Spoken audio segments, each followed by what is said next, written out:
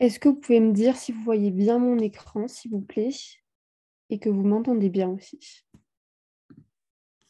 Oui, oui, oui. Bah, parfait alors.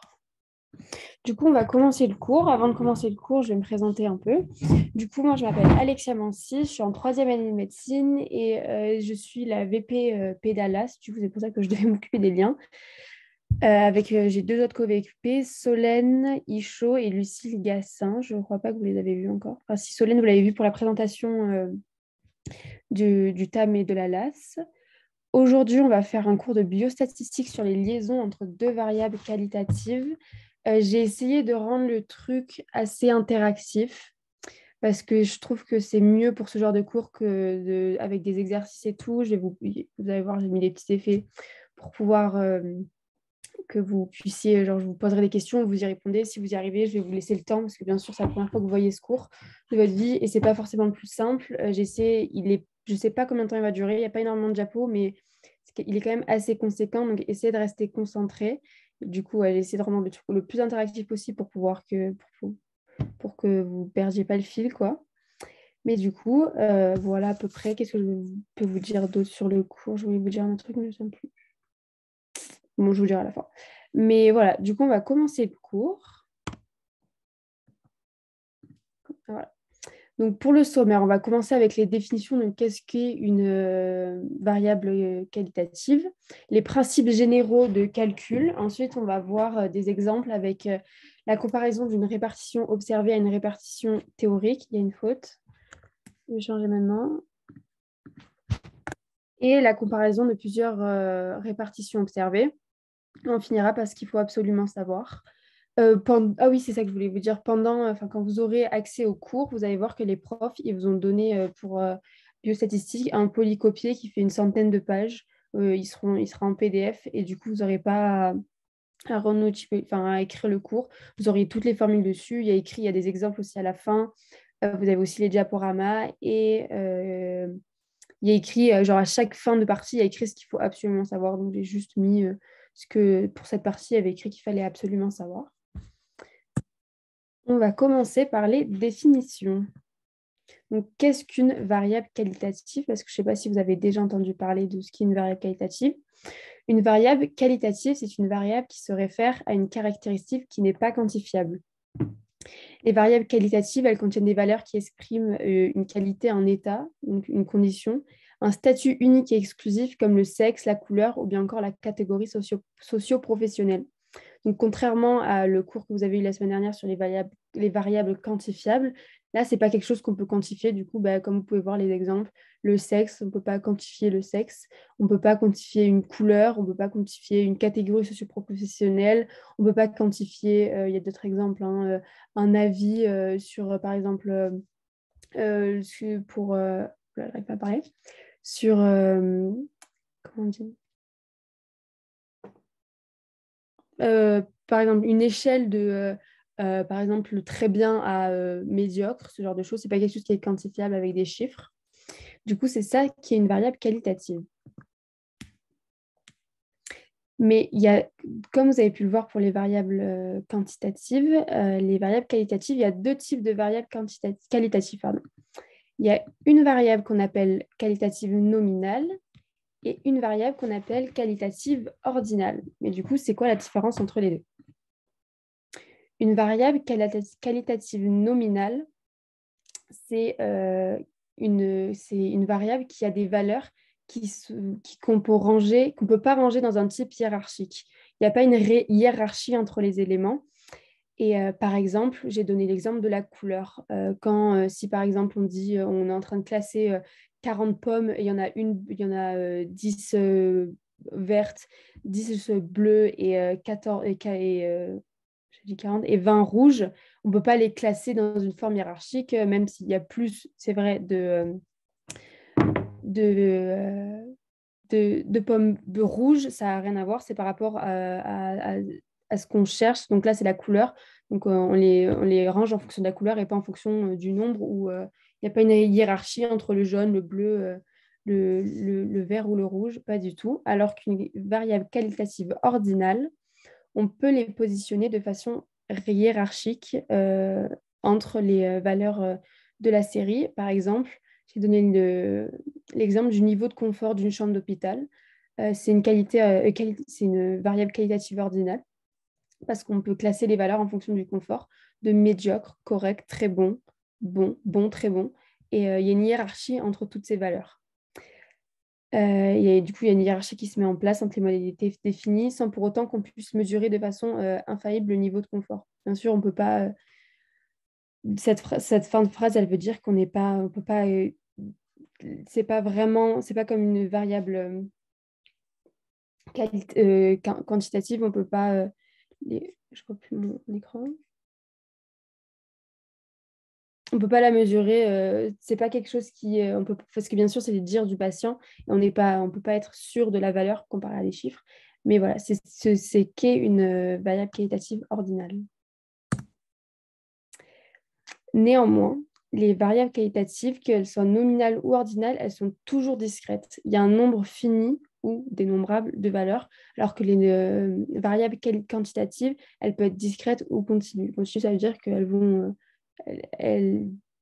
ça veut dire qu'il n'y a pas, par exemple, 1, 2, 3, 4. Il y a aussi une infinité de chiffres entre, alors que là, pour les variables qualitatives, que ce soit nominal ou ordinal, c'est toujours discret, il y a toujours un nombre fini, c'est toujours soit 1, soit 2, soit 3, soit 4. Et entre 1 et 2, il n'y a pas des valeurs qu'on peut garder, quoi.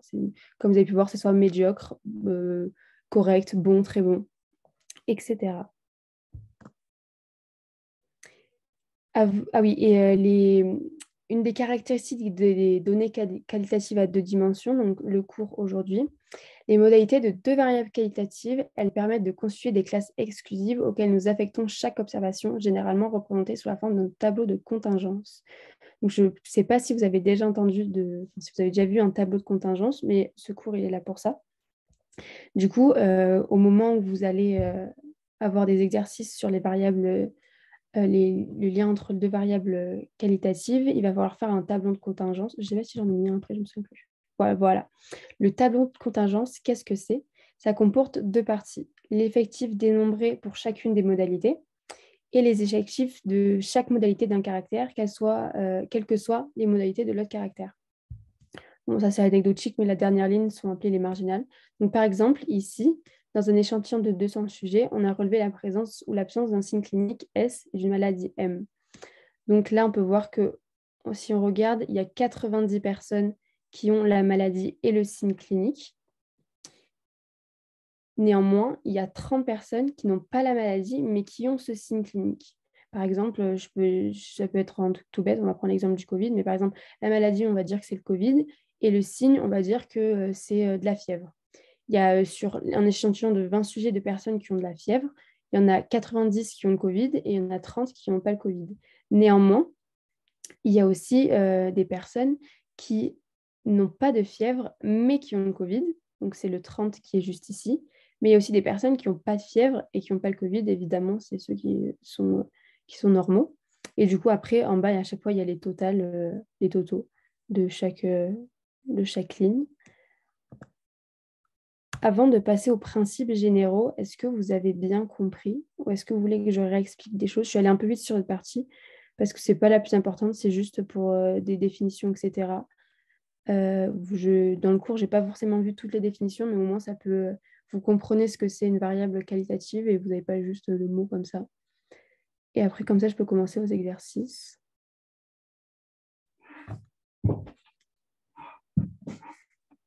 Bon, je vais continuer alors. C'est là qu'il faut s'accrocher un peu parce que je vais aller plus doucement cette fois-ci.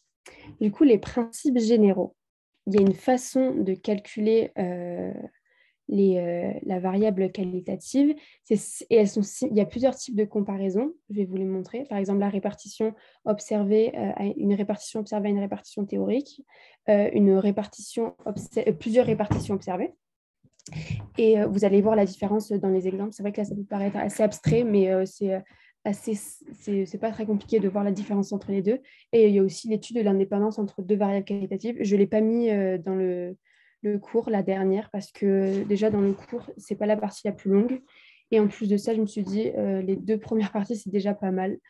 Donc, si vous avez compris les deux premières parties, vous n'aurez aucun problème à comprendre la dernière partie, mais je n'ai pas voulu l'inclure parce que j'avais peur que ça passe trop lourd pour un premier cours.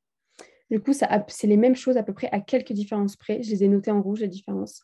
Comme ça, vous pouvez bien vous pouvez voir les différences. Mais globalement, c'est la même chose, ou du moins, c'est la même méthode de raisonnement. Et après, c'est juste les formules qui changent. Donc là, on peut voir... Attendez, parce que j'ai oublié, mais j'avais mon cours sur... Voilà. Si je ne regarde pas l'écran, c'est juste parce que j'ai le cours sur le téléphone. Comme ça, je peux suivre. Désolée, j'ai oublié avec tout ce qui s'est passé. Voilà. Donc là, vous pouvez voir un tableau de contingence. Donc, je vais vous expliquer un peu les valeurs. On voit que là, il y a les modalités.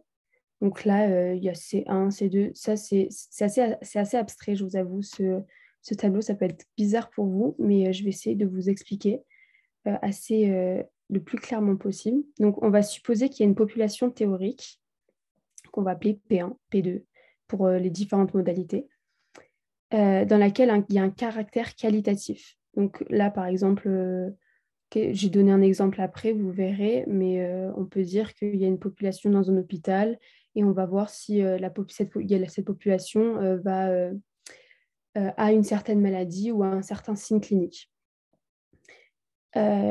Voilà, et donc il y a un caractère qualitatif qui peut prendre des valeurs parmi K probabilité, K modalité, pardon. C'est juste le nombre en fait de modalités, par exemple, je sais pas, malade, tremblement des mains, tremblement des pieds, tremblement de la tête, peu importe. C'est juste le chiffre K, c'est vraiment c'est juste comme s'il y avait écrit X. Ça va jusqu'à K modalité.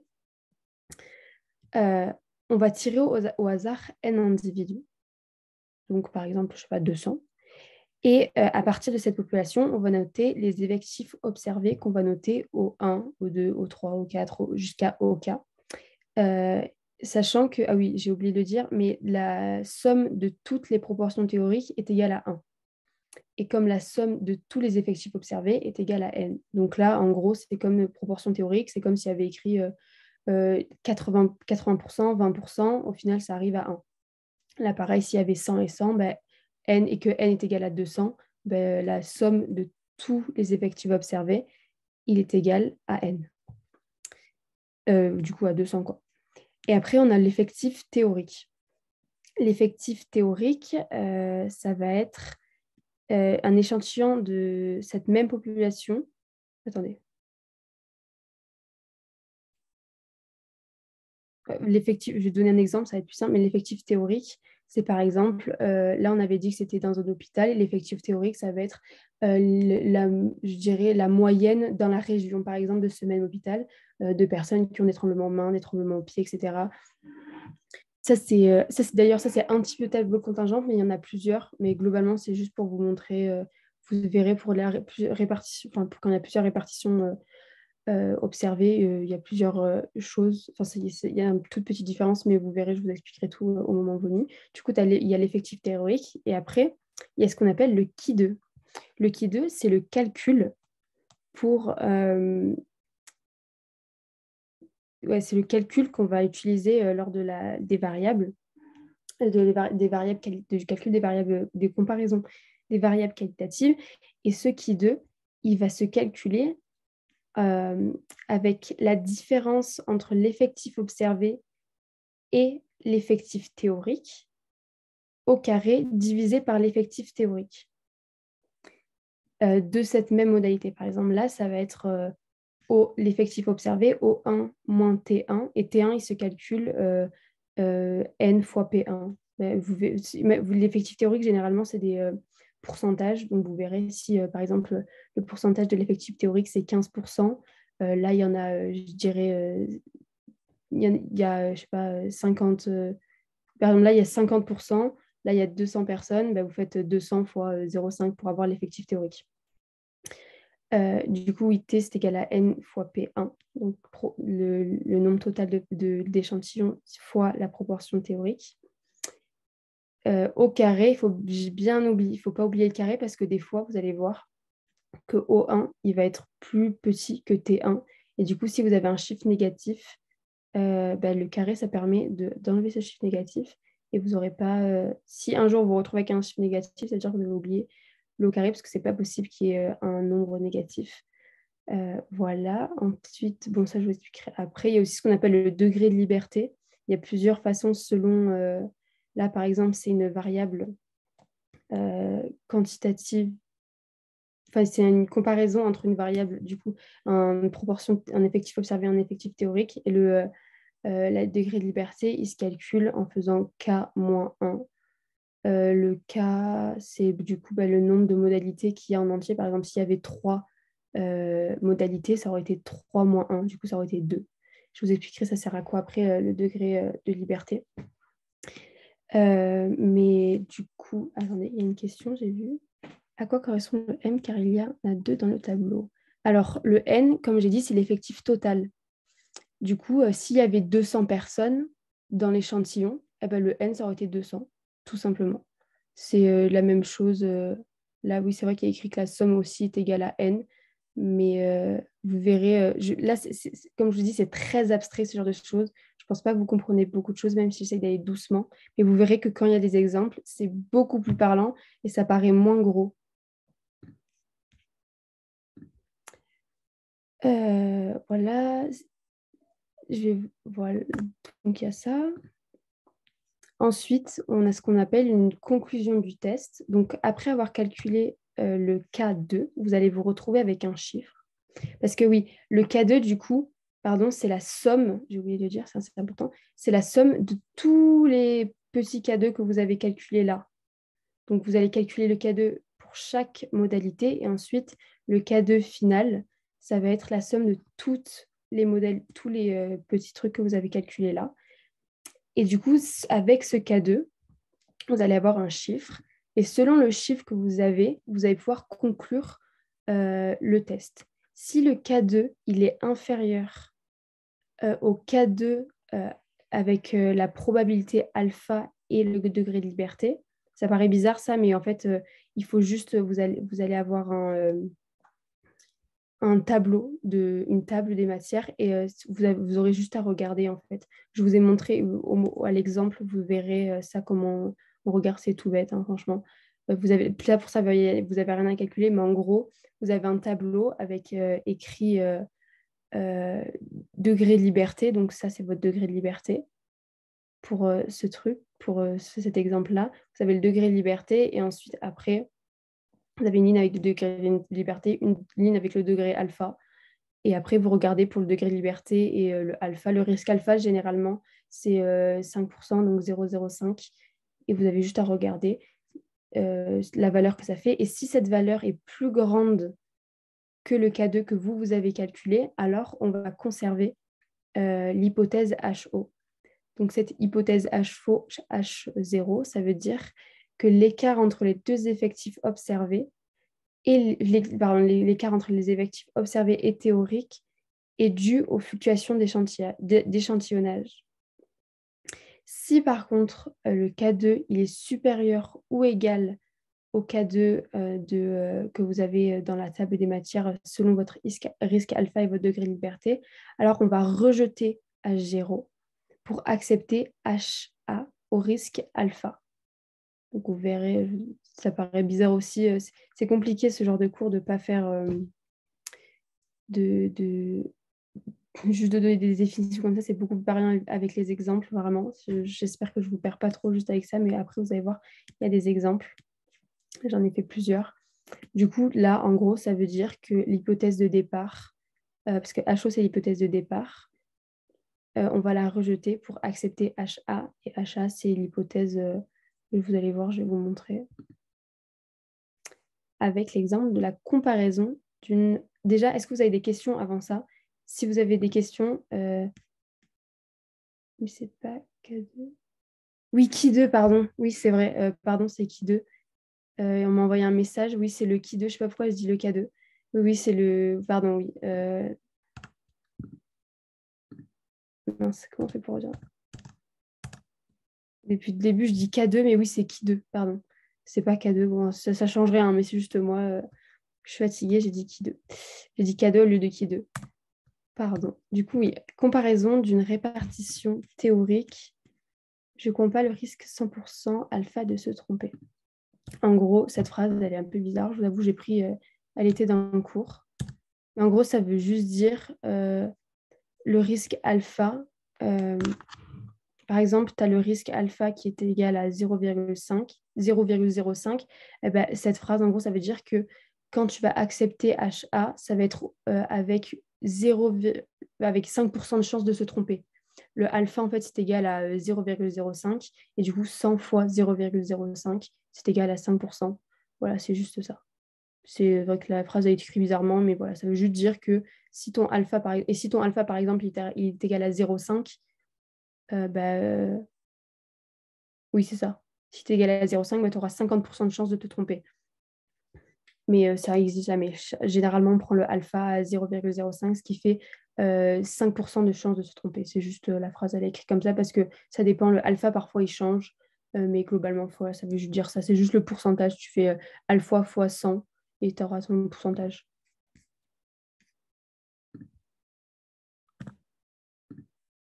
Du coup, on va enfin passer à la partie où il va y avoir des exemples et c'est beaucoup plus concret.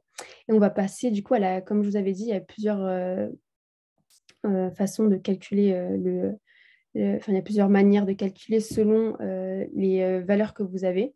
Et on va commencer par la comparaison d'une répartition observée à une répartition théorique. Donc, c'est simple, je vais vous faire avec des exemples parce que c'est le plus parlant selon moi.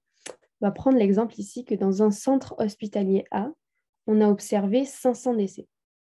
Dans ces 500 décès, il y en a observé 125 décès par cancer, 150 décès par pathologie cardiovasculaire et 225 pour une autre cause que cancer et pathologie vasculaire. On n'a pas plus d'informations. On souhaite savoir si la répartition des décès coïncide avec la répartition des décès dans la région d'appartenance de ce centre hospitalier. Donc, on aimerait savoir si il y a en fait, en gros, les pourcentages, ils sont similaires entre les décès par cancer dans le centre hospitalier vs les décès par cancer dans la région, et que ça pour toutes les modalités qui sont du coup cancer, pathologie cardiovasculaire et autres. Dans la région, la répartition des décès est connue et vaut respectivement 15% pour les cancers, 25% pour les pathologies cardiovasculaires et 65% pour les autres causes. Donc là, vous avez des conseils que moi j'utilisais quand je faisais les cours du E4. Vous avez du coup l'énoncé. Moi, ce que je faisais, c'est que tous les chiffres importants, je les surlignais. 500 décès, je l'aurais surligné. 125 par cancer, j'aurais surligné. 150 par pathologie cardiovasculaire, j'aurais surligné. 225 pour autre cause, j'aurais surligné. 15% pour cancer, 25% pour pathologie cardiovasculaire, 65% pour autre cause pour la région. Et j'aurais mis des... Oui, voilà, 15%, 25% et 65%, c'est ce qu'on appelle les répartitions théoriques. Donc, c'est dans la région, c'est en gros la moyenne, en tout cas ici, dans la région il y a environ 15% qui sont des décès par cancer, 25% par pathologie cardiovasculaire. La différence en gros entre les répartitions observées et les répartitions théoriques, ça se voit directement parce que la répartition observée, on a dans un endroit X, enfin dans un endroit E, il y a X trucs. Par exemple, là, dans le centre hospitalier, c'est un endroit fixe, il y a 125, il y a des chiffres exacts. Alors que la répartition théorique, ben là, comme vous pouvez voir, c'est des pourcentages.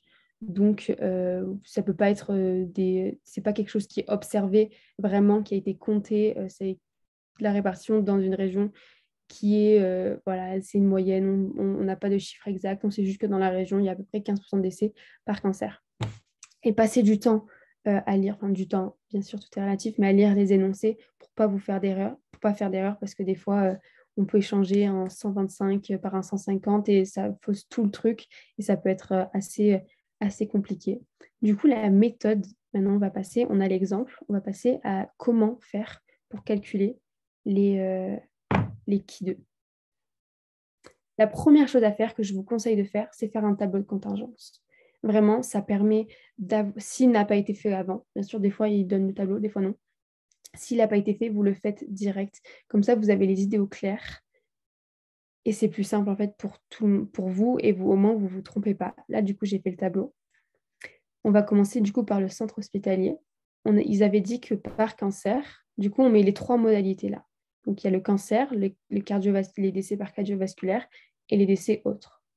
Dans le centre hospitalier, on a observé 125 décès par cancer, donc on le note. 150 décès par cardiovasculaire, on note aussi, et 225 décès par autre. Vous pouvez aussi mettre les totaux, mais moi là, je ne l'ai pas fait. Coucou, est-ce que tu pourrais couper ta caméra? Du coup, je vais couper ma caméra, parce qu'on me demande de couper ma caméra. J'espère que ça va marcher. Sinon, le cours, il sera redisponible en rediffusion sur YouTube. Donc, si vous avez des soucis et tout, il n'y a pas de souci, du coup. Il y aura sur YouTube. On essaie de les poster régulièrement. Normalement, cet après-midi, elle devrait être postée s'il n'y a pas de souci. Du coup, je reprends. Du coup, on était à cette ligne-ci. On a écrit, du coup, les effectifs observés. Il y a écrit décès, mais au final, ça équivaut aux effectifs observés. Et là, du coup, c'est le pourcentage des effectifs. C'est là, du coup, j'avais appelé ça comment, je me souviens plus. Je fais juste un aller-retour. La proportion théorique, voilà. Donc là, vous avez le P1, P2 et P3. Donc là, le K est égal à 3, parce qu'il y a 3 modalités différentes. Du coup, là, j'ai fait un calcul simple. Hein. Il y avait 500 personnes. J'ai juste fait 500 divisé par 125, j'ai trouvé 25%. 500 divisé par 150, 30%. 500 divisé par 225, ça fait 45%. C'est juste, c'est tout bête ça. Et du coup, la région, dans la région, le pourcentage de décès théoriques, là, vous avez déjà le pourcentage, mais vous n'avez pas l'effectif théorique. Vous avez le pourcentage, du coup, il va falloir faire des petits calculs pour avoir les chiffres pour lesquels pour avoir T1, je ne sais pas si vous vous souvenez, T1, T2, T3, il va falloir faire des calculs comme le N fois P1 pour le cancer, par exemple. Du coup, là, vous avez votre tableau de contingence, vos idées sont au clair, vous avez tout devant vous, vous n'avez pas fait d'erreur et vous pouvez bien commencer la rédaction, votre exercice. La deuxième chose à faire, c'est les hypothèses à tester. Donc, tout à l'heure, je vous ai parlé de H0, HA. H0, c'est la répartition de la variable dans la population étudiée. C'est quand, la répartition de la variable dans la population étudiée est identique à la répartition théorique. Donc, ça, c'est votre hypothèse. H0, c'est toujours la même chose. H0 et HA en soi, ça, vous avez juste à l'apprendre par cœur. Pour avoir les autres pourcentages, tu veux dire... Attends. Quand tu parlais des autres pourcentages, tu parlais des pourcentages de décès observés ou pourcentage de décès théoriques? À part ceux dans l'énoncé. Du coup, oui, dans l'énoncé, c'est le pourcentage de décès théoriques. Et c'est ça, là, les 15%, 20%, 25%, c'est ce qu'il y avait dans l'énoncé. Par contre, pour les pourcentages de décès observés, j'ai juste fait un calcul tout simple. J'ai fait l'effectif total, donc ce qui est 500, je ne l'ai pas écrit là, divisé par 125. Et du coup, je trouve 25%. Voilà, c'est tout bête. Et pareil, là, j'ai fait 500 divisé par 150, ça fait 30%. Et 500 divisé par 225, ça fait 45%. Voilà. C'est juste, vous faites ça à chaque fois, en fait, l'effectif total. Donc là, c'est 500, mais si c'est 400, vous faites 400. Si c'est 1000, vous faites 1000, divisé par le chiffre, l'effectif observé, quoi. Et comme ça, vous avez la proportion observée. Du coup, j'en reviens à mes hypothèses. Les hypothèses, c'est les mêmes à chaque fois. Il n'y a rien, vous apprenez par cœur que HO, c'est quand la répartition de la H0, pardon, c'est quand la répartition de la variable dans la population étudiée est identique à la répartition théorique. Et HA, c'est quand la répartition de la variable de la population étudiée est différente de la répartition théorique. Donc ça, vous allez voir au moment après, dans la dernière étape, on va vous demander du coup de faire une conclusion et selon le Ki2 que vous avez par rapport à votre Ki2 selon le risque alpha et votre degré de liberté, vous allez soit rejeter H0 et accepter HA, soit accepter H0. Et du coup, selon si vous acceptez H0 ou si vous acceptez HA, et ben, l'interprétation va être différente. La troisième chose à faire, c'est le choix du risque alpha. généralement, il est demandé, il est dit directement dans l'énoncé. S'il n'est pas dit, c'est simple, vous prenez 0,5. Le risque alpha, c'est 0,5, qui équivaut à 5%. S'il n'est pas noté, ça veut dire que vous prenez 5%. Du coup, alpha est égal à 0,05. Si il est noté, des fois, c'est possible qu'ils disent risque alpha 0,01. Donc, ça fait 1%. C'est possible aussi. En soi, ça ne vous change rien dans le sens où vous avez directement la table. Donc, c'est juste la lecture de la table qui va être différente. Mais voilà, généralement, globalement, vraiment, je dirais 98% du temps, c'est 0,05. Et la quatrième chose à faire, c'est vérifier que les conditions d'application elles sont respectées. Parce que si elles ne sont pas respectées, eh ben, vous ne pouvez pas le faire. Là, pour la répartition observée, une répartition théorique, les conditions d'application, c'est que l'échantillon doit être pris au hasard et l'effectif théorique, il doit être supérieur au chiffre 5, supérieur ou égal au chiffre 5. Donc, ça veut dire que là, si on prend l'effectif théorique, parce que si alpha est haute, on doit faire un calcul. Non.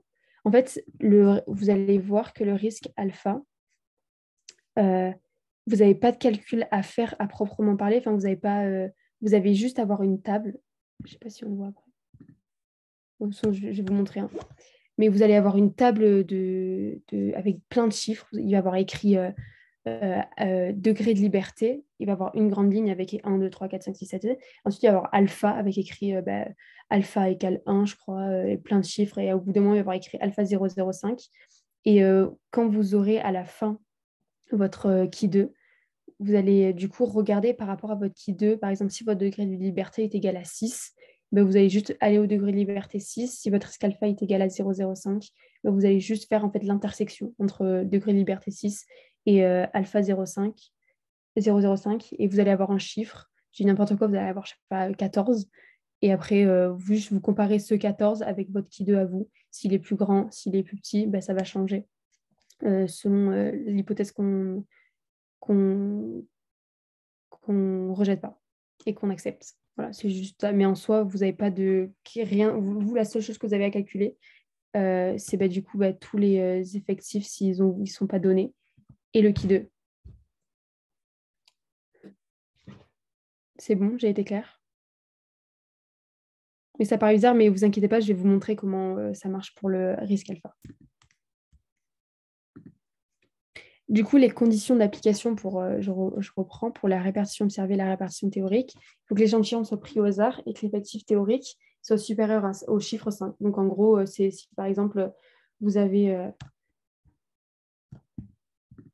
je vais reprendre mon exemple ici. Si par exemple, je vais dire des chiffres au pif là, du coup, si on fait les calculs, l'effectif théorique, il est égal à 5, là, il est égal à 10, là, il est égal à 50, et ben, vous faites 50 plus 10 plus 5, ça fait 65, et c'est supérieur à 5. Donc voilà. Si par exemple vous avez 1, 1 et 1, par contre, là, ça ne va pas marcher parce que si on fait la somme de tous les trucs, ça fait 3. Et du coup, c'est pas possible, il faut que ça soit supérieur à 5. Sinon, vous ne pouvez pas faire les calculs. Ne me demandez pas pourquoi, je ne sais pas, mais c'est une règle, il faut que ça soit supérieur à 5. La cinquième chose à faire, c'est la statistique du texte. Du coup, c'est ce fameux qui 2 dont je vous ai parlé tout à l'heure. Du coup, comme je le rappelle, je l'ai rappelé ici, le qui 2 c'est la somme de... comment le dire sans que je vous perds trop. Vous avez, on va dire, je vais lire là mot pour mot le cours, comme ça va être simple. Soit O de OI, les effectifs observés, pour chaque modalité I du caractère qualitatif étudié comportant K modalités. Donc, I varie de 1 à K sur un échantillon N. Soit P1, PI, les proportions théoriques du caractère étudié. Il est alors possible de calculer les effectifs théoriques pour un échantillon idéal d'effectifs N. Donc, T de I est égal à N fois P de I. Donc, c'est ce que je vous ai montré tout à l'heure dans le tableau. Donc, c'est juste ça. Du coup, le N, c'est 50 fois P de I. 500, fois P de I. Oui, P de I. Là, je ne sais plus. Mais vous allez voir, j'ai fait les calculs après. Alors, l'écart entre la distribution observée, donc O de I, et la distribution théorique, T de I, elle est caractérisée par la quantité Qui2. Donc, ce Qui2, il suit une loi. La loi du Qui2, elle suit une loi.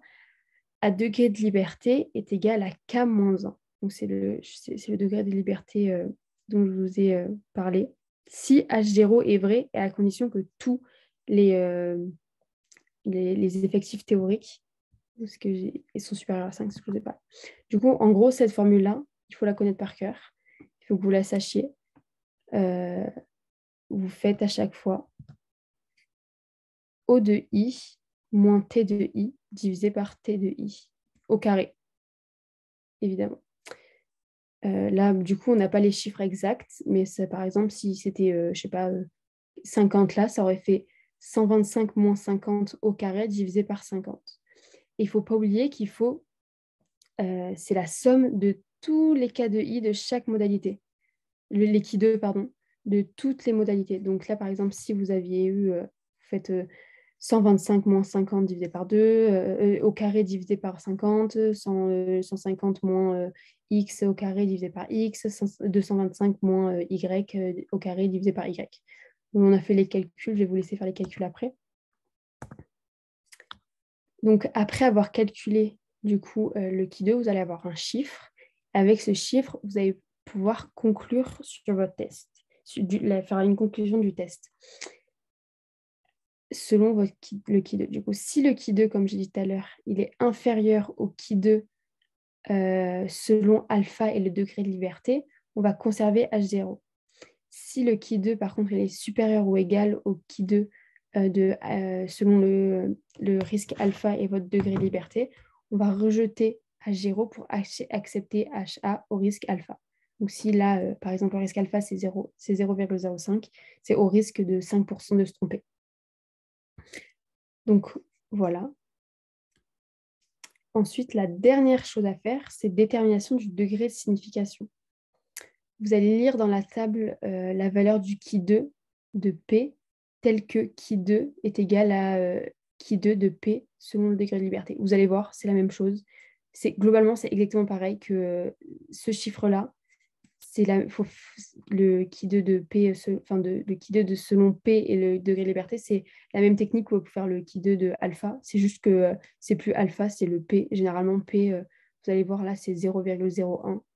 Donc, au lieu de regarder dans la colonne, c'est sur la même table. Hein. Au lieu de regarder à risque alpha, à 0,5, vous regardez à 0,01. Parce que là, le P, c'est 0,1, mais c'est la même technique, c'est la même table. Vous avez juste à décaler la colonne que vous regardez. Est-ce qu'après, c'est les exemples? Ouais. Est-ce que vous avez des questions? Ou alors, je vais passer aux exemples ça va être beaucoup plus cohérent. J'essaye d'être... c'est difficile d'expliquer le cours, surtout là avec des mots comme ça, qui 2 supérieur au qui 2 selon le alpha et le degré de liberté. Mais ça va être beaucoup plus parlant avec les exemples. Donc, est-ce que vous êtes tous OK pour qu'on passe aux exemples maintenant et que ça soit vraiment quelque chose de concret et pas des OI, TI?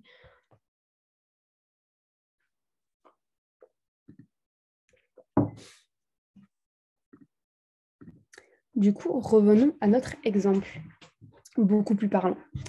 Donc, comme tout à l'heure, je l'ai dit, une des premières choses à faire, après d'avoir fait le tableau de contingence, c'est les hypothèses à tester. Ici, l'hypothèse à tester, H0, c'est la répartition des décès dans le centre hospitalier est identique à celle de la région. Et HA, c'est la répartition des décès dans le centre hospitalier est différente de celle de la région. C'est tout simple, au final. Voilà. HO, c'est identique. HA, c'est que c'est différent entre les deux répartitions observées et théoriques. Voilà, c'est pas plus compliqué que ça. Vous avez juste à savoir ça. Que H0, c'est identique. HA, c'est différent entre les deux répartitions. On a choisi le choix du risque alpha. Ici, j'ai choisi alpha est égal à 5%. Et les conditions d'application, on vérifie que les échantillons pris au hasard, que l'échantillon est pris au hasard et que les effectifs théoriques sont supérieurs à 5.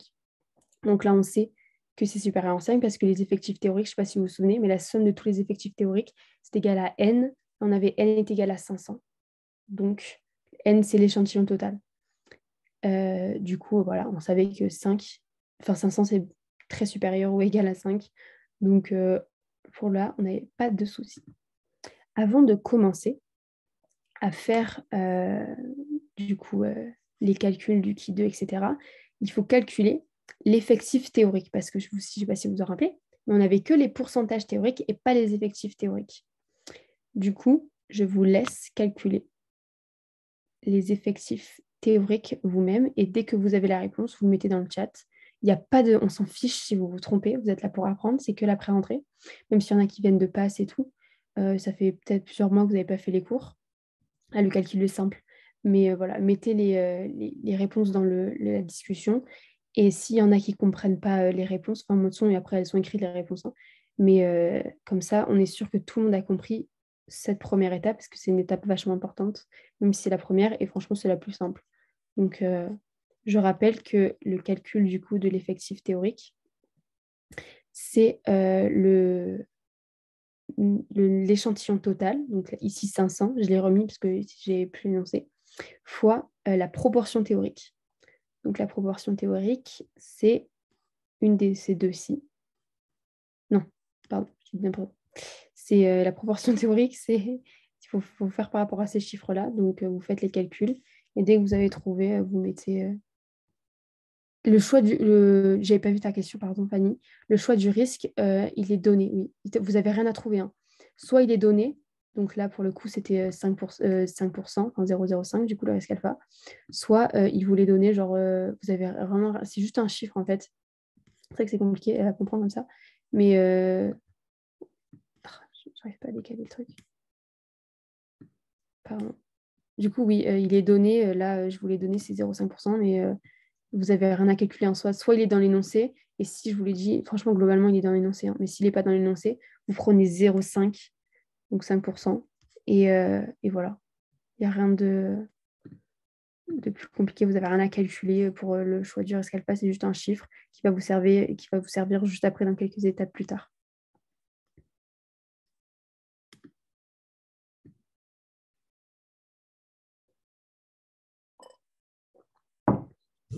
Du coup, je vous laisse quelques secondes pour calculer l'effectif théorique. C'est vraiment tout simple. Et dès qu'il y en a au moins une personne qui me le met dans le chat, les réponses. Comme ça, au moins, je sais que vous suivez un peu. Au moins une personne qui m'écoute. Et si vous ne trouvez pas, vous me le dites et je vous aide.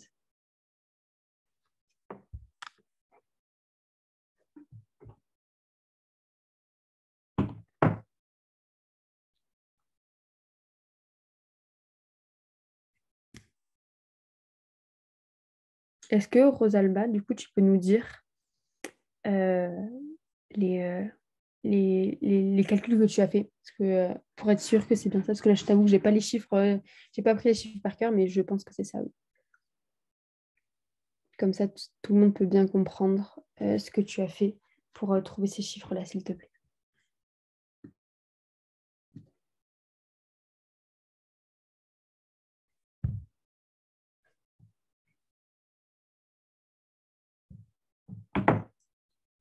Eh ben, si plusieurs personnes ont trouvé pareil. Est-ce qu'il y a des personnes qui n'ont pas trouvé pareil? Dites-le dans le chat si vous n'avez pas trouvé pareil, c'est pas grave, mais il n'y a vraiment pas de mal. C'est la première fois pour certains, je pense que vous voyez le cours, ou ça fait longtemps que vous ne l'avez pas vu. Donc il n'y a aucun souci si vous ne trouvez pas. Moi aussi j'ai trouvé pareil, parfait. Voilà. N'ayez pas honte si vous ne trouvez pas pareil. Hein.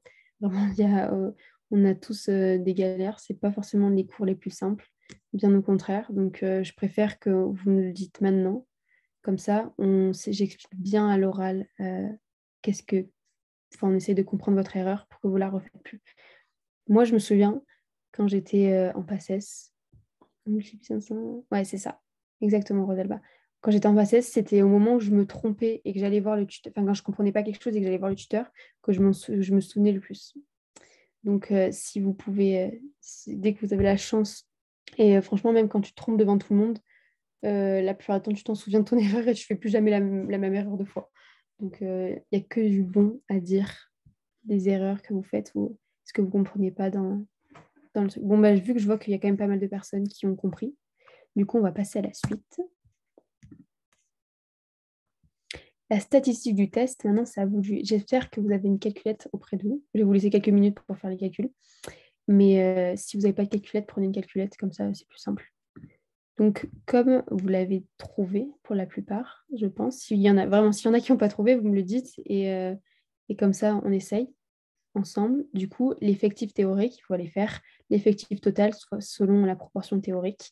Donc là, 500 fois 0,15, 15%, c'est égal à 75. 20, 500 fois 0,2, parce que c'est 20% pour les cardiovasculaires, ça fait 100. Et 500 fois 0,75, 0,65, ce qui fait 325.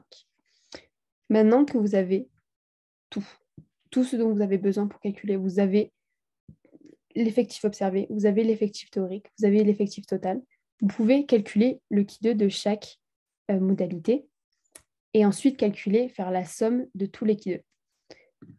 Donc, je vous ai remis la formule ici et je vous laisse calculer les Q2, enfin le Q2 en entier, pas le vous ne dites pas le Q2 pour chaque truc. Moi, ce que je fais, je ne calculais pas le Q2 pour tout. Je faisais juste, je faisais la somme en fait directement sur ma calculette. Bah, là, je faisais l'effectif observé moins l'effectif qui est théorique au carré de la première modalité divisé par ça, plus, je le faisais directement après, quoi. Je ne faisais pas un par un. Et au moins, j'avais directement le Q2 total. Mais après, vous pouvez très bien faire un par un si vous avez envie, vous n'avez pas envie de vous tromper. Je vous laisse, il est 20, 9h20. Je vais vous laisser jusqu'à peut-être 25 pour faire les calculs. Si vous avez fini avant, vous me le dites pour faire le calcul du Q2. Et si vous ne comprenez pas et si vous n'y arrivez pas, vous me le dites. Mais normalement, vous avez tout ici, ce dont vous avez besoin pour pouvoir le calculer.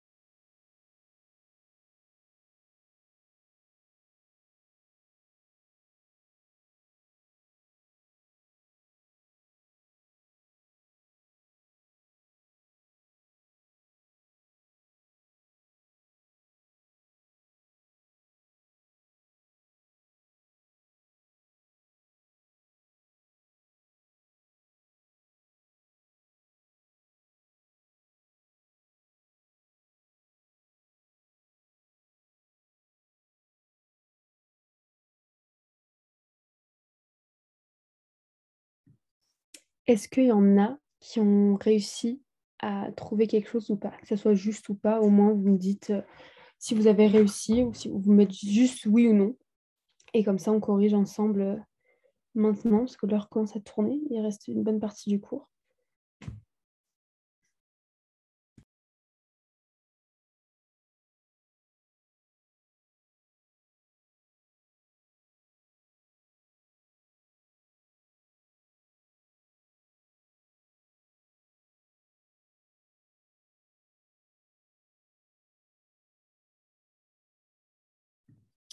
Ok, parfait Mathilde.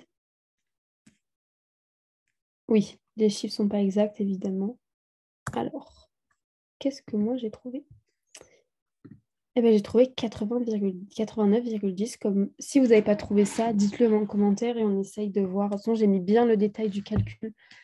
Comme ça, vous pouvez bien voir où est-ce que vous avez des erreurs. Du coup, je vais faire en détail qu'est-ce que j'ai fait pour trouver 89,10. C'est simple. J'ai pris du coup, j'ai commencé par le cancer. J'ai pris l'effectif observé, donc 125, moins l'effectif théorique qu'on a calculé juste auparavant. Donc, ne prenez pas les pourcentages, hein. Faites bien le calcul. Donc, moins 75 au carré divisé par 75. J'ai juste appliqué ça. Et pareil, pour cardiovasculaire, pardon, j'ai pris 150, l'effectif observé, moins l'effectif théorique, qui est égal à 100 pour les cardiovasculaires, au carré, divisé par l'effectif théorique. Pareil pour autre. Effectif observé, moins effectif théorique au carré, divisé par l'effectif théorique. Après, je vous ai mis le calcul 100 divisé par 3 plus 25 et tout, c'est juste pour le détail, hein, ce qui est égal à 89,10. Je ne sais pas, moi je vous avoue que je n'ai pas fait ma PACES à Marseille, du coup je ne sais pas si vous avez le droit à la calculatrice. Dites-moi si vous avez, il me semble qu'en LAS, vous n'avez pas le droit à la calculatrice. Donc si vous n'avez pas le droit à la calculatrice, c'est des chiffres beaucoup plus simples que ça. Là, je vous avoue que j'ai changé les chiffres du cours. C'est pour ça que vous trouvez un peu des chiffres bizarres.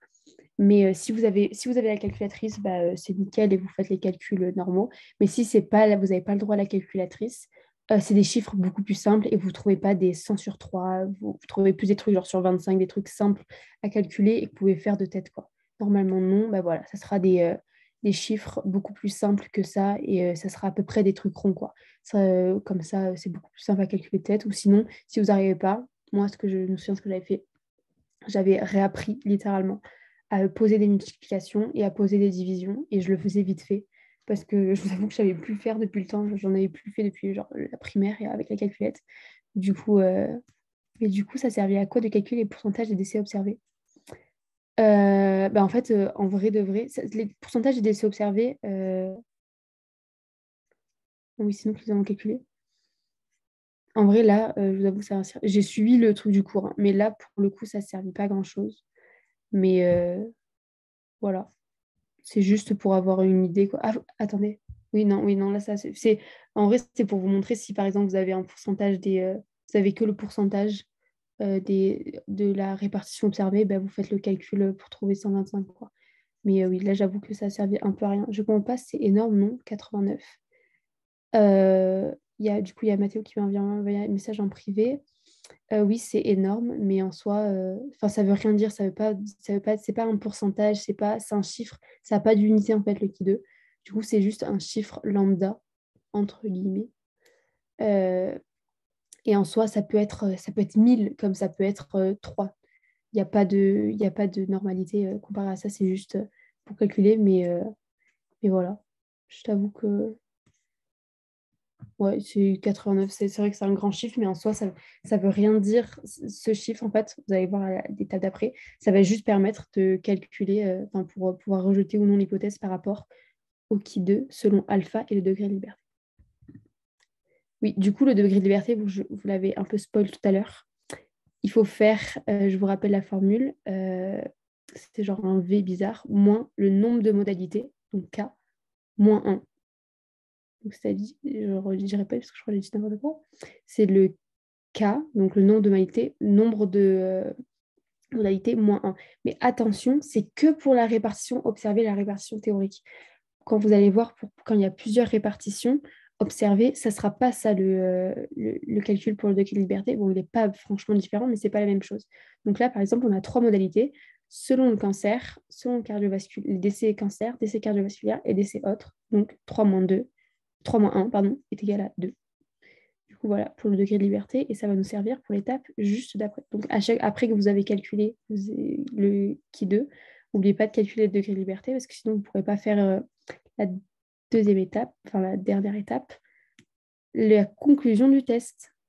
Et c'est là que rentre en jeu les fameux alpha, le risque alpha. Donc, je vous ai remis le qui 2 là, et dites-moi, selon le risque alpha, que je rappelle que j'avais mis, c'était 0,05. Est-ce qu'on rejette H0 et on accepte HA ou alors on conserve H0? Sachant que H0, il faut que, pour conserver H0, il faut que le Ki2 il soit inférieur au Ki2 selon le risque alpha. Le risque alpha, je le rappelle, c'est 0,05. Donc dites-moi en commentaire si on rejette ou on accepte H0.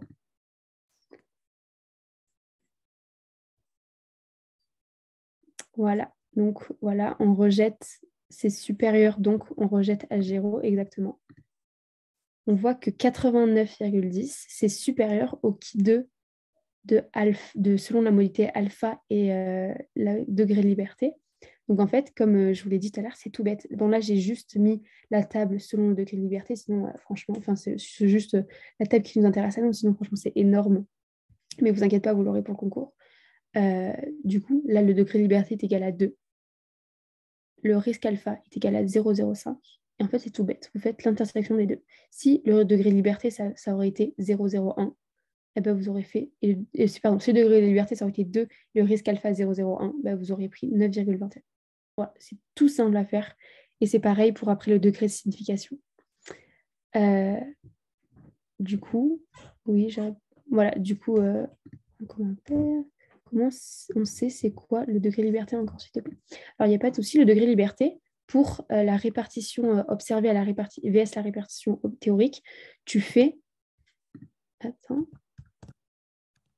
Je n'arrive pas à revenir en arrière. Attends. Ah, comment on fait? Voilà. Le degré de liberté, c'est le nombre de nos modalités. Donc là, 1, 2, 3, moins 1. Voilà, c'est tout simple. Mais vous inquiétez pas, à la fin, j'ai mis un tableau avec toutes les formules qu'il faut savoir, selon si c'est répartition observée, répartition théorique. Mais voilà, comment on s'est fait pour calculer l'intersection. Ouais, l'intersection, tu n'as pas à la calculer. En fait, tu as vraiment, le jour du concours, tu as vraiment un tableau comme ça, et tu n'as rien à calculer, genre, tu as vraiment les valeurs là comme ça, et toi, tu fais juste, bah, si vous voulez, attendez, je vous montre à quoi ça ressemble, comme ça, c'est beaucoup plus parlant. Tableau du Q2, vraiment. On va en mettre une, on voit plutôt bien, tu vois, genre vraiment, là, elle est bien cette image, je sais pas si vous voyez, bon, c'est un peu flou même pour moi, mais voilà, tu as ta table de matière avec tes degrés de liberté ici, là, tu as ton risque alpha. Est-ce que vous voyez ma souris? Est-ce que vous la voyez quand je bouge? Oui, oui, ok, parfait. Donc là, vous avez votre degré de liberté, par exemple 3. Votre risque alpha, c'est 0,10.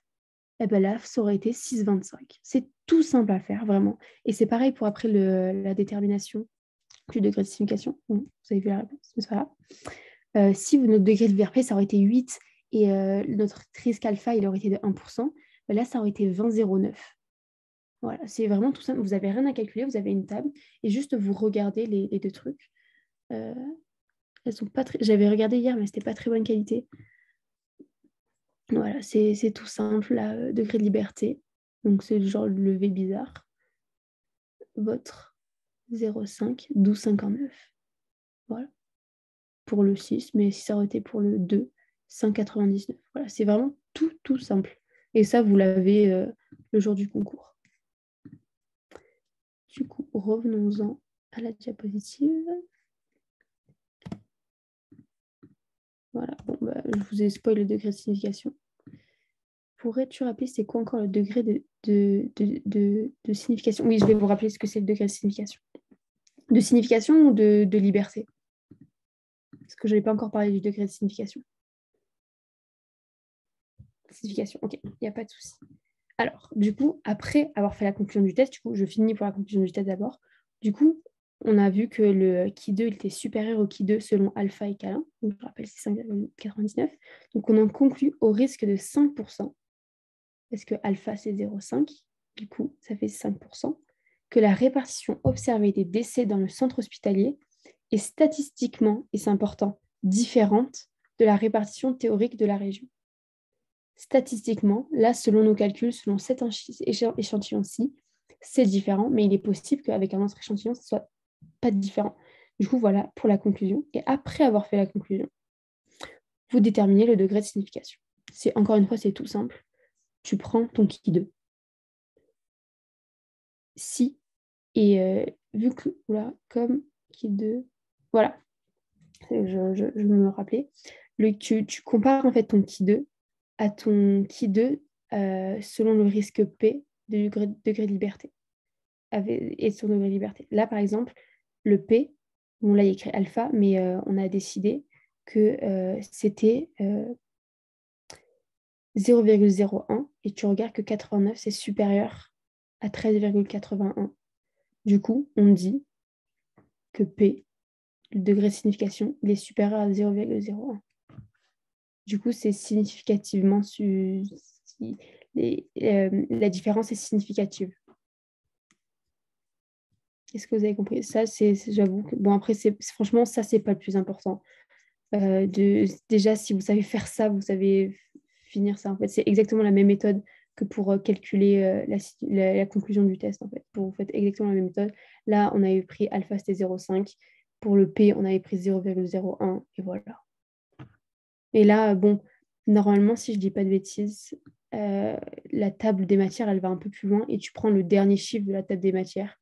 Ou genre, par exemple, si on avait eu 12, eh ben, ça aurait été, le P, il aurait été que supérieur à 0,01 et pas 0,001 parce que 12, c'est inférieur à 13,81. Mais généralement, voilà, c'est des grands chiffres, donc ça va au maximum, quoi.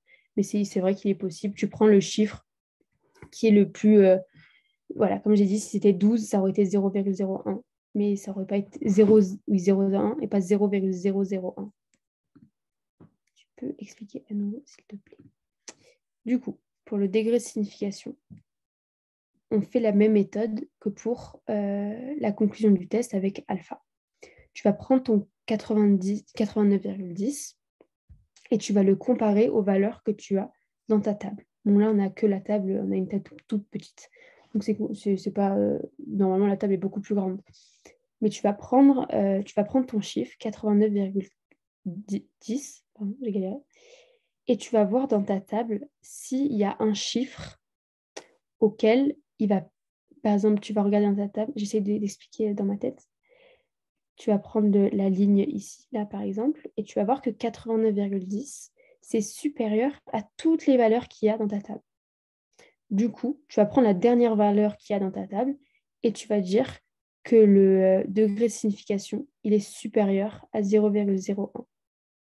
Tout simplement. Si, par hasard, là, tu avais 90 pour le degré de liberté numéro 2 et le alpha est égal à 0,01. Si on avait 90, le P, il aurait été pas supérieur à 0,01 parce que tu n'aurais pas 89, c'est plus petit que 90. Donc, t'aurais pris la valeur la plus proche en dessous. Là, si ça aurait été passé de 9 à 90, ça aurait été, on aurait pris celui-ci et du coup, le P, 89,10, on aurait dit que c'était supérieur au Ki2 de 0,01 avec un degré de liberté est égal à 2. Et on aurait dit que le P, il est supérieur à 0,01 et pas 0,01.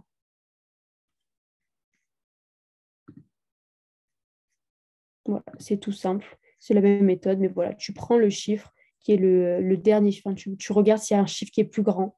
S'il y a un chiffre qui est plus grand et ben, tu prends le chiffre qui est le plus proche et tu prends le risque, enfin, le P qui est là-haut.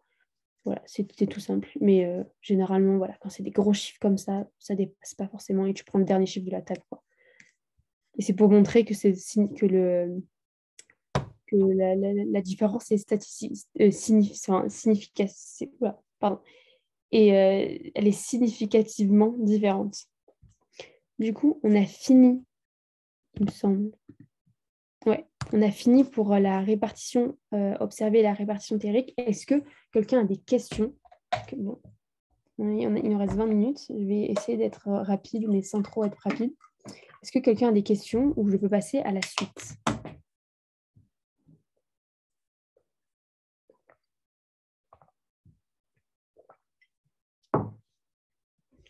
Bon, personne ne se manifeste, du coup, je vais passer à la suite. Maintenant, on va passer à la comparaison de plusieurs répartitions observées. Globalement, c'est à peu près la même chose. On va prendre l'exemple. On dispose de 3 échantillons de patients tirés dans 3 populations différentes. Hyperthyroïdiens, euthyroïdiens et hypothyroïdiens.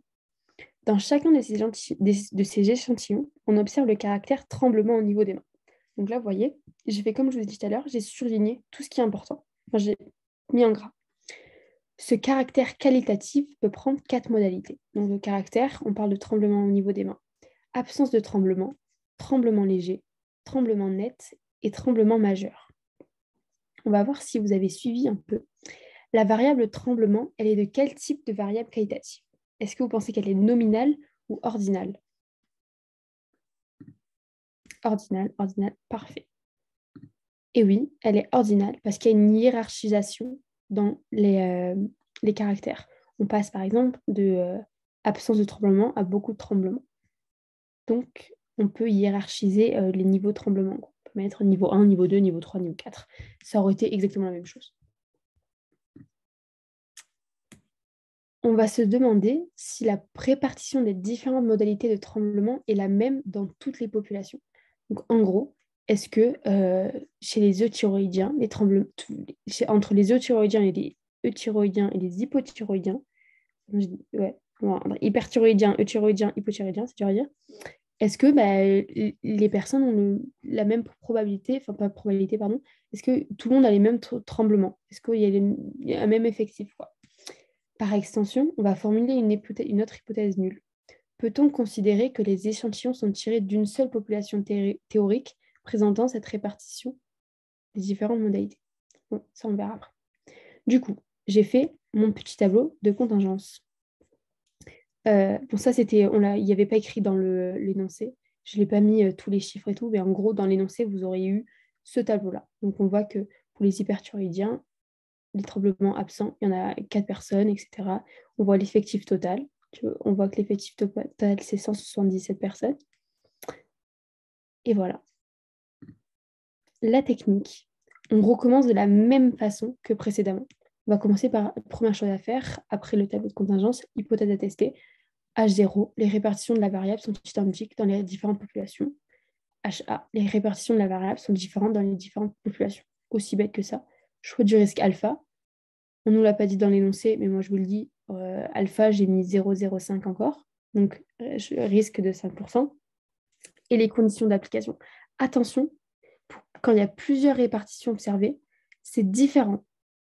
Il y a une petite subtilité comparée à les répartitions observées vs théoriques. Il faut que les échantillons soient indépendants les uns des autres. Il faut aussi qu'ils soient pris au hasard et que l'effectif théorique est supérieur à 5. À l'effectif théorique, c'est 77. Donc, 177, pardon, du coup, c'est supérieur à 5. Mais voilà, il faut bien que les échantillons soient indépendants.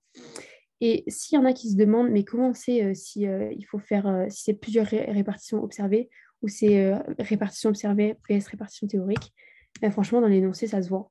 Là, on vous parle de 3 populations différentes avec des chiffres précis, alors que l'autre, on vous parlait d'un chiffre précis et après, on vous disait des pourcentages. Donc, globalement, on voit que c'est pas...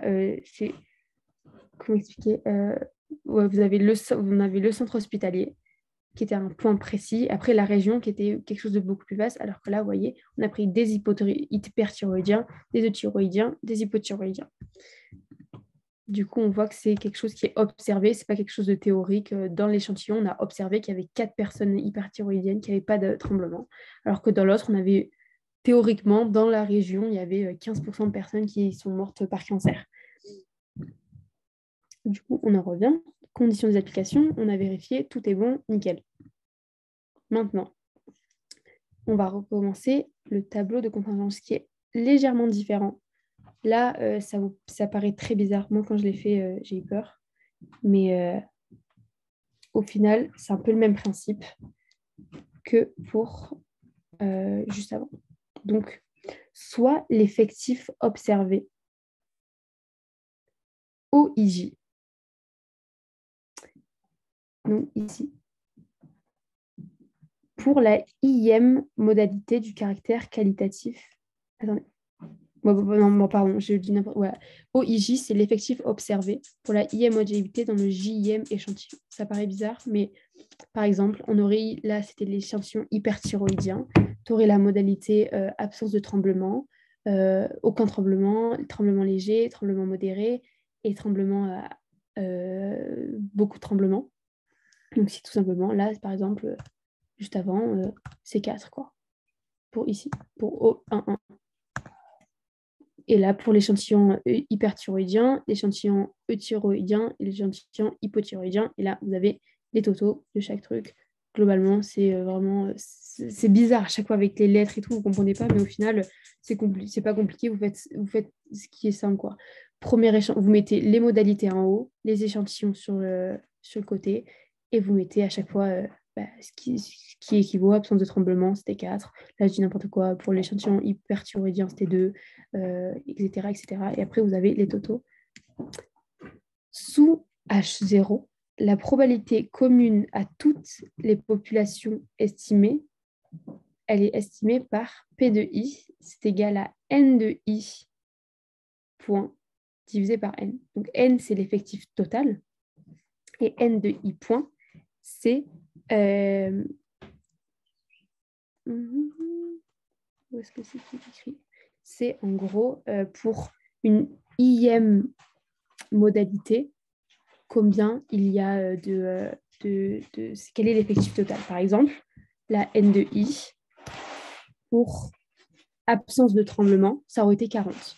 On aurait fait 40 sur 177. Pour tremblement léger, ça aurait été 41 sur 177. Pour le net, ça aurait été 49 sur 177. Et pour majeur, 47 sur 177. Voilà, c'est tout simple. Et après ça, vous avez du coup votre P de I qui va nous servir un peu plus tard.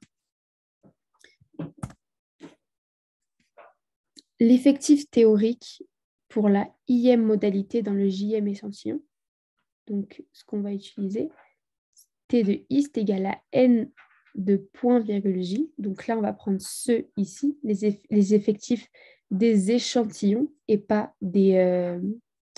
selon les échantillons et pas selon les modalités. Par exemple, là, on avait juste regardé la modalité absence de tremblement. On avait vu que c'était 44. Là, on regarde dans tout l'échantillon 1, qu'importe les modalités, on va regarder c'était quoi le chiffre total fois, du coup, le P de I qu'on vient de calculer. Donc, on aurait fait, par exemple, pour l'échantillon numéro 1 hyperthyroïdien, on aurait fait, du coup, on aurait calculé 40 sur 177 fois 58. Donc, on prend ce chiffre-là et on le divise par P de I qu'on a calculé juste avant. Est-ce que c'est clair ou pas? Pour euthyroïdien, par exemple, pour tremblement léger, on aurait pris 41 sur 177 divisé par 60. Est-ce que c'est clair ou pas ce que je viens de dire? Oui, ok, parfait. Est-ce qu'il y en a qui n'ont pas trouvé ça très clair ce que j'ai dit?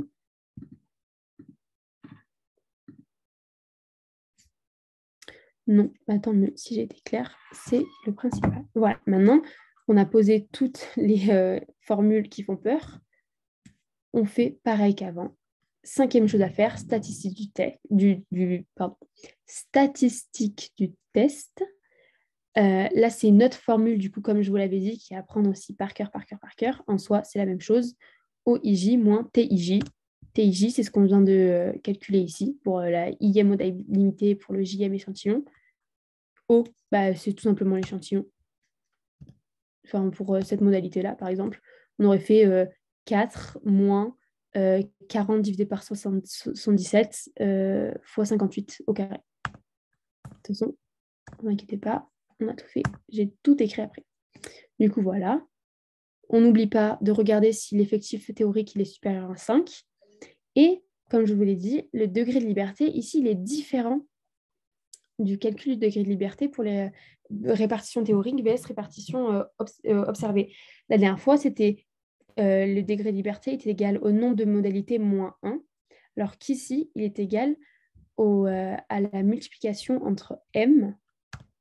Donc m, laissez-moi juste regarder 30 secondes.